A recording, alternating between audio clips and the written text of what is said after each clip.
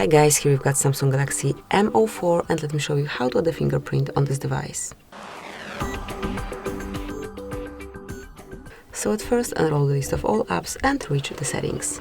Then find and select security and privacy and click on lock screen. Pick fingerprints and draw your unlock pattern if you already have one.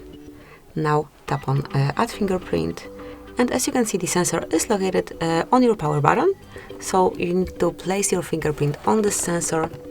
Here it is, and just keep tapping till it's fully added. You can observe the progress on your screen, so smoothly lift your finger up, then place it on the sensor again till your fingerprint is fully applied.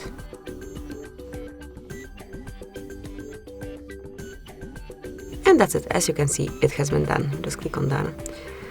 Thank you for watching. Please subscribe our channel and leave the thumbs up.